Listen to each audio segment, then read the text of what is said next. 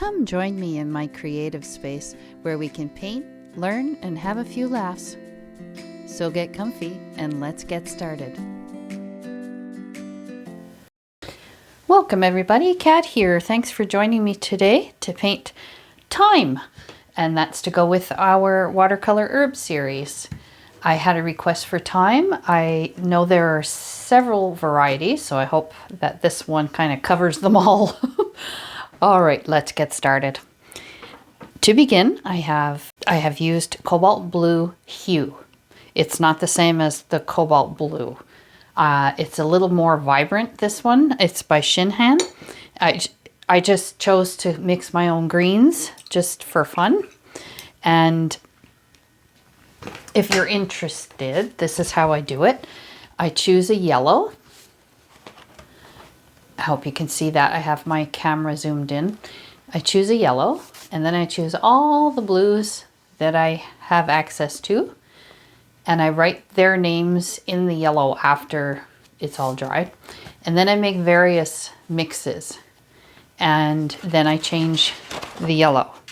So that first one was Nicolazo, this is Hansa, this is green gold, and it just offers me, this is a raw sienna that is definitely more brown than, say, this raw sienna. You see the difference in companies. And so it just offers me, I know there's so many varieties of color, this is Indian yellow, that you can come up with. And so it's nice to have something to go by. All right, so enough chatting. This is Shinhan with Nickel Azo yellow and a little bit of orange. This is Shinhan, I keep saying Shinhan. This is cobalt with Nickel Azo yellow alone. And this one is the same thing with a bit more Nickel Azo, with a bit more blue, making it a cooler green, if you can see the difference there. And then I mixed some of that cobalt with Quin Magenta, that's for a flower I'm going to add to this. And the only other color I'll be using is raw sienna for the stem, and then I probably will add in some burnt sienna and brown. To begin, this is going to be a small brush project. So I am using, this is a rigger, and with this I'll paint some very light stems as a starting point, and we'll embellish these later on in the video. So I'm just touching with my raw sienna, just coming down, and then I'm going to start up here. It's okay if they're crooked, because nothing is bone straight like that in nature, that's for sure. Coming down here, and they join. And then a little more. And that way. And that's where they join. So I will wait for this to dry before I add any of my leaves.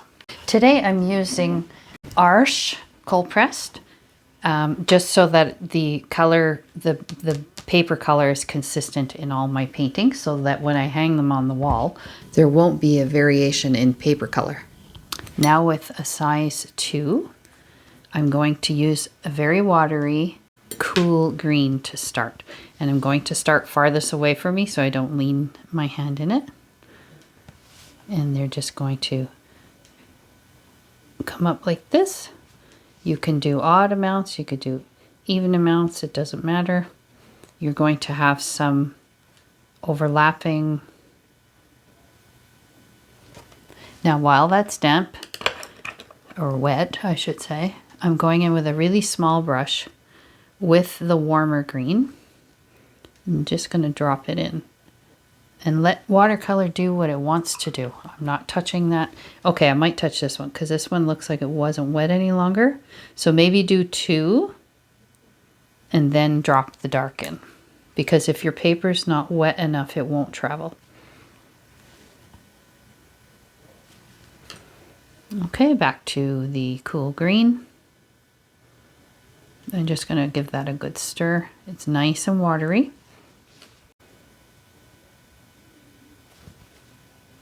Trying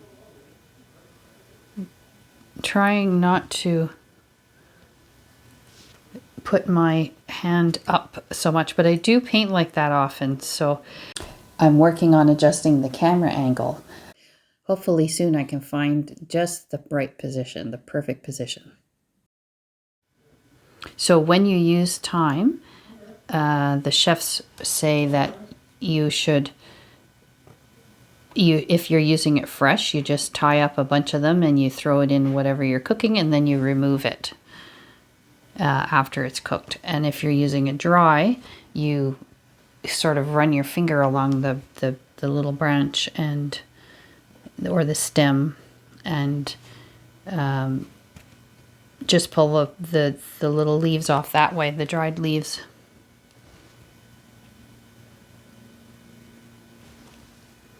You might notice I'm avoiding painting over the stem with the pale green.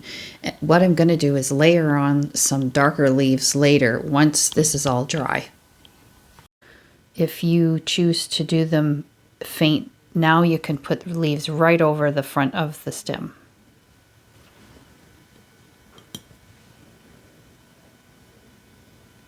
I hope that kind of made sense to what I just said. You know, I'm learning how difficult it is to paint and talk. Kudos to all of you out there who can do it. Okay, I'm coming over to this side. And we'll do the same thing until we get down to the bottom here. So if I speed up the video, it's because it's just repetitive movements.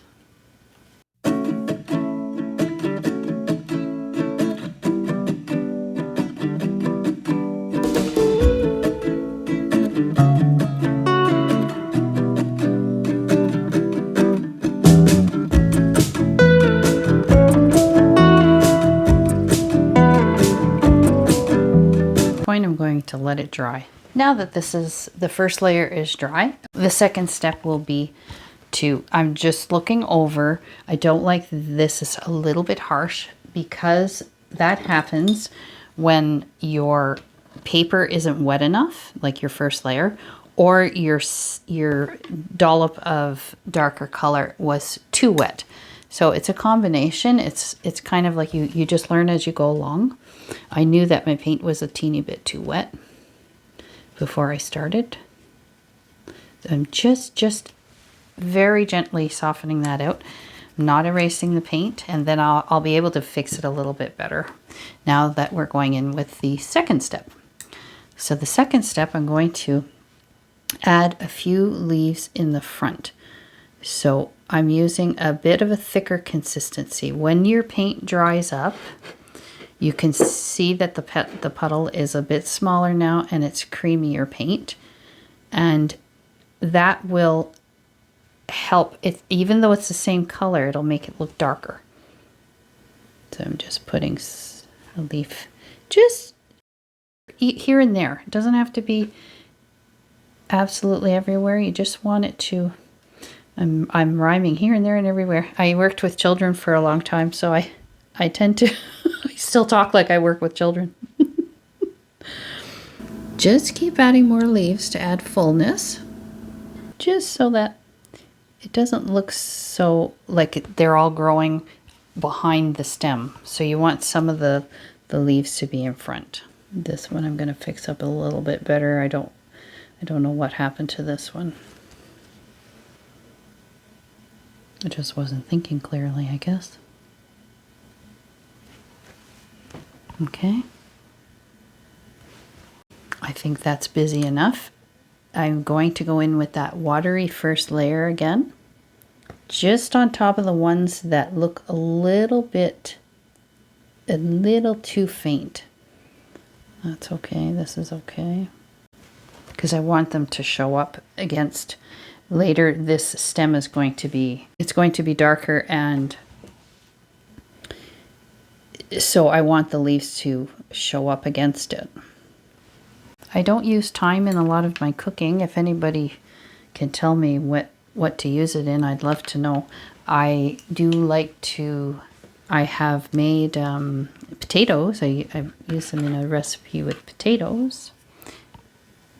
Okay, so now I'm going to add some flowers. And on each painting, you notice I have these two lines. So I try to stay within them so that when I frame my herbs, they will all roughly be the same size.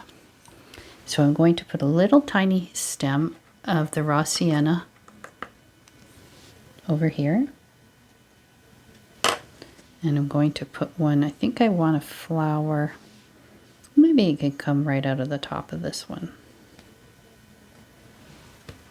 I don't want to overdo it. And this is where I'll use the cobalt blue and the quinacridone magenta that I mixed earlier. And what these flowers look like is like a bushel of flowers. So you can either do them this way. I hope you can see. I wonder what I can do so you can see a bit better. I'm going to zoom right in.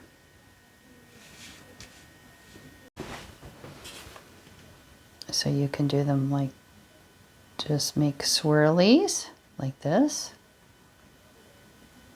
So you have some white showing up.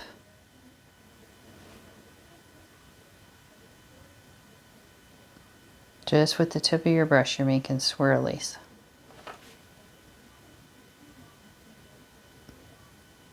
And don't worry if they're not facing in the same direction, because flowers, you know, they're growing out of something that's cylindrical. So you have all different views of these flowers. And I think I'll put one right here. And we're going to leave that. I'm going to get a bit more paint and do the other one. Now that one's going this way, so I think I'm going to have this one trying to go the opposite way, but it doesn't mean that that's going to work out just because I plan it like that. See, this is getting too uniform, so I'm going to add something in here. It's like you have to fight your brain all the time from doing that. You can do like your typical flower shapes like this if you don't want to swirl, if you find that a bit too hard. And we're going to leave that. And maybe I'll put a little one in the center. So first I'll have to put a tiny little line, a little stem. And these are going to be a little bit smaller, so I'm just going to dab my brush here and there like that. And we're going to leave them to dry. While they're drying, I'm going to get my darker. This is, oh, I can zoom out now. So now with the darker paint that we haven't touched yet, so we've used these two, so now we're going to use this one. By the way, this one has a bit of Payne's Gray in it, I forgot to mention. Okay. So what I'm going to do is try to establish a few, not quite shadows necessarily, but just kind of a little bit of distinction between each petal, so each leaf. And it's very, very, very subtle. It's tiny, tiny. And so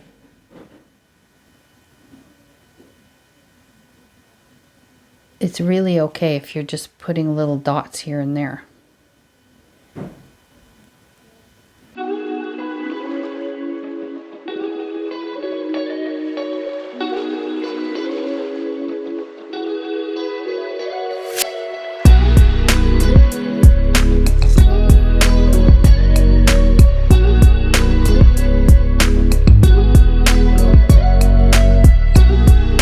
Trick, if you've mixed your paint a bit too watery, put your hair dryer on pretty warm and a low setting and isolate the well of paint and blow dry it gently.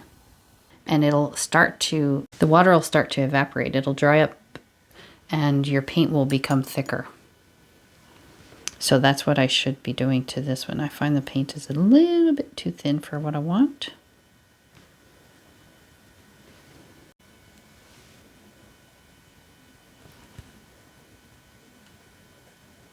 And with these flowers, now I think they'll be drier.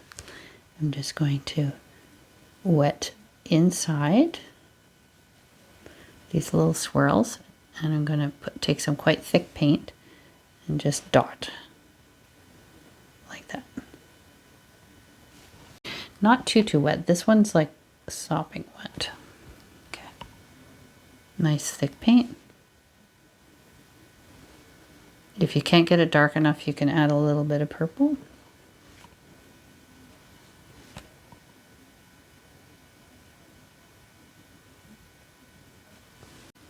Same on this side.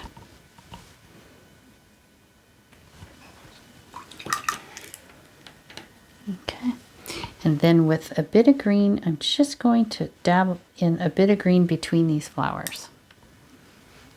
I think I'll use the medium green. Make sure it's wet enough, and just dabbing between.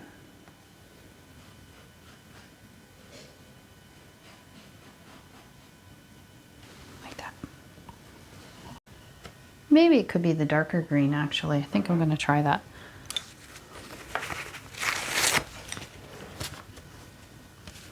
I'll go in with the darker.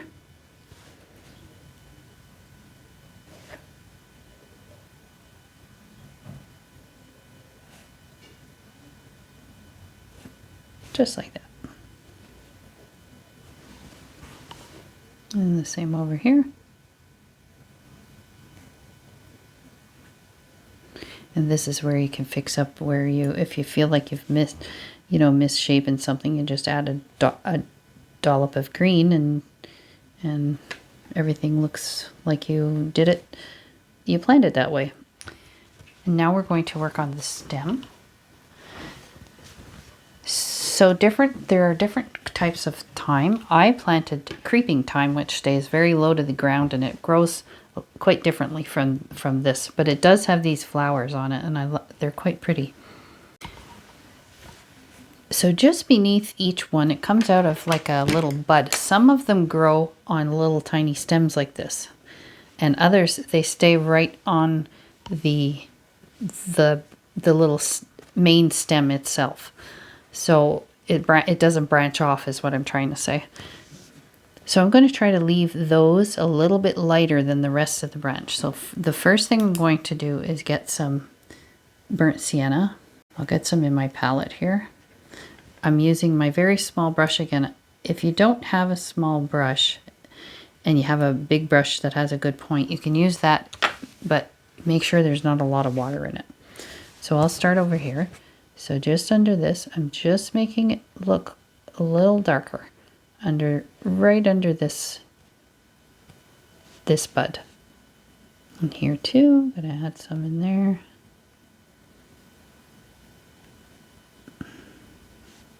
So just underneath, just add like a little rounded shape.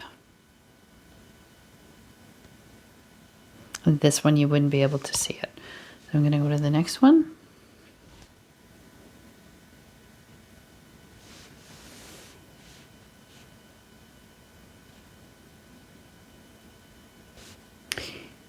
And it looks hard to do branches, but the best advice I have, if you've never done a branch before, is just tickle. Be very inconsistent, and it'll work. If it gets too thick, you have to add some water, just not a lot.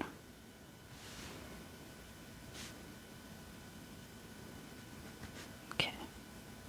Now here I'm just adding a bit of shading.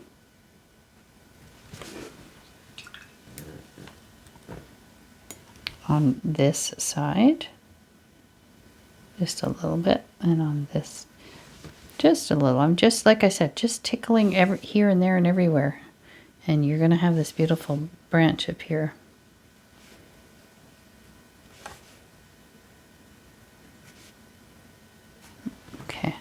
Now I'm going to get dark brown. Any brown should do. If you don't have brown, you can mix Payne's Gray or something to this, to your burnt sienna. Take the water off my ferrule. And I'll work down here first. And just tickling here and there. This side, that side, where branches meet. Don't worry, just don't fill in a whole area.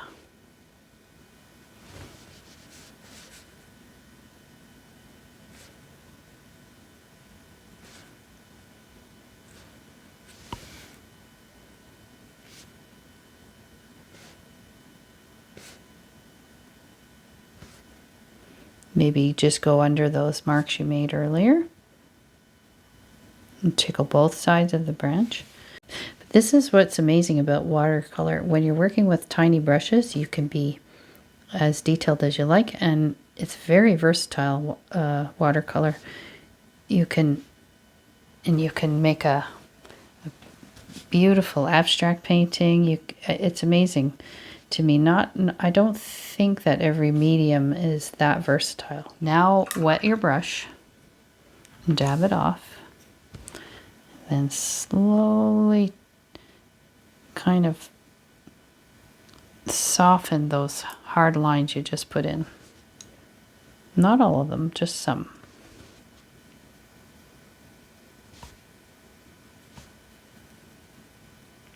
And your branch will come alive.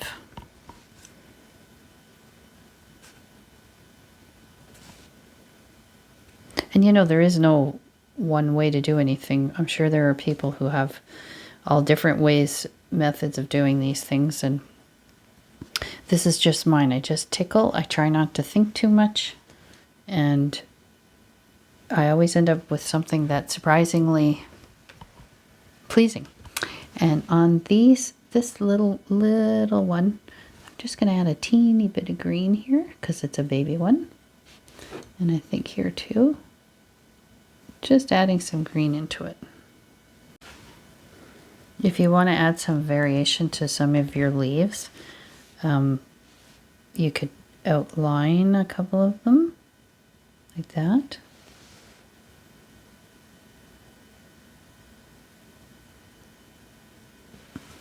But you don't have to. I'm just tickling this along so I can show you. There's always that last part to a painting where you fiddle a teeny bit.